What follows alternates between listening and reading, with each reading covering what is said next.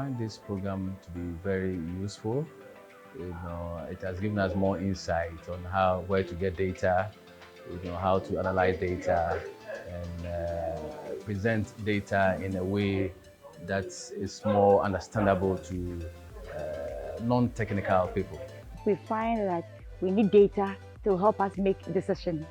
And data making decisions, sometimes in a traditional sense, we provide data only at the aggregated level. But as parliamentarians, they may need data in the lower forms, whether at the district or even a lower level area, to help decision making. As part of this training, what we've done is to introduce some research members of parliament to the Stats Bank, which is an open data portal that allows people to access certain data bases from the Statistical Service, which is an authorized statistics provider for Ghana. It has actually exposed us to data sources which we've been lacking over the years. The training has also been able to let us know where we can actually pull out data for our work, because as we are all aware, research officers, what we need to actually be proficient is data, and without data we'll not be able to do that. And in the past we've always been suffering because we do not have access to data sources. I've been able to explore how to export data from this database, extract data, and then export to Excel to play with it to help me with my work. The research department, we've had issues with maintaining database. If you look at the 4 units under the research department, data basically doesn't really exist. So I think this program has presented us with the opportunity to really get access to quick data, in a more organized form.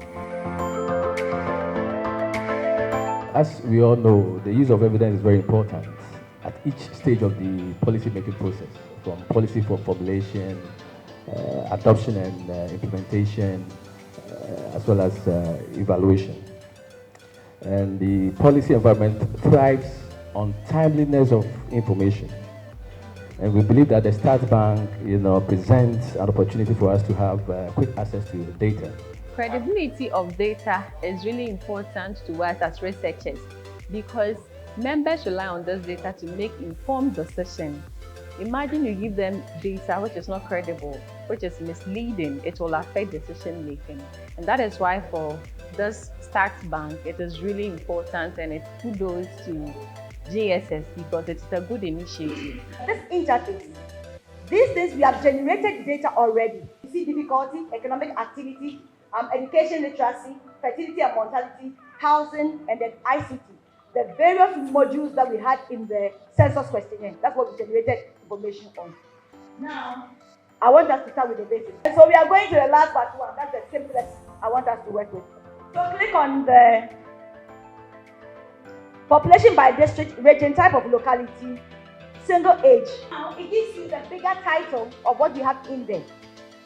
Assuming whatever you want to do, the ages are there. And so age, whatever you want to do, if you want to do some analysis at a certain level, you will choose which people you want to deal with, because these ages are in single years. Apart from being in single years, we have also grouped them into 5-year age groups. So you realize that 0 to 4. So we count 0 as one group, 1 year as another group, and then 2, 3, 4. So that's why we have the 5-year age group, and we have the single year. Forced marriages in the northern regions is increasing, and the relationship between forced marriages and poverty. There is a link. So the existing data from GSS indicates that there are more than 50% women who are not employed, and all these things poses it. So for instance, 29% of masters holders in the Upper East region, as captured in Figure 2, are unemployed, leading to unacceptable treatment within society. About 64.57% of Ghanaians are literate in English language, and this is quite impressive, because we want to attain probably by 100% by 2030. So if we are above 50%, it's impressive. And we also realize that urban SHS students are more literate in Ghanaian language than rural SHS students. And I'm sure you see all those things in the graphs and figures. Whatever variable we are picking, or in the stats bank, we have to be clear how it is defined and how we are using it. So if you say literacy rate, you have to be clear how you are using that to back your claim.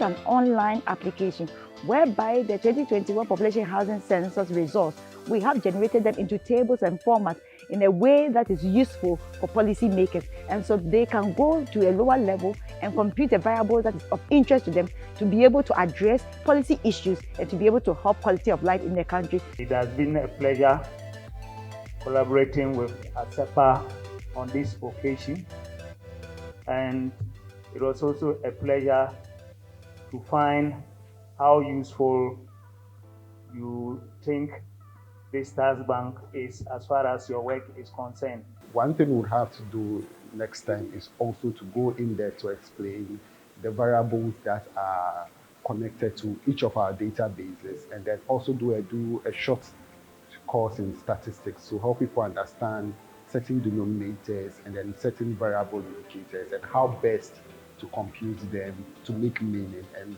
so that whatever percentages or proportions or rates they bring out from their calculation might be statistically sound to present. I'd like to express my profound gratitude to the African Center for Parliamentary Affairs, that's Acepa, and then the Ghana Statistical Services. We hope that with this training, they will be able to provide our policymakers with timely data for their policy making and decision making on the floor of Parliament.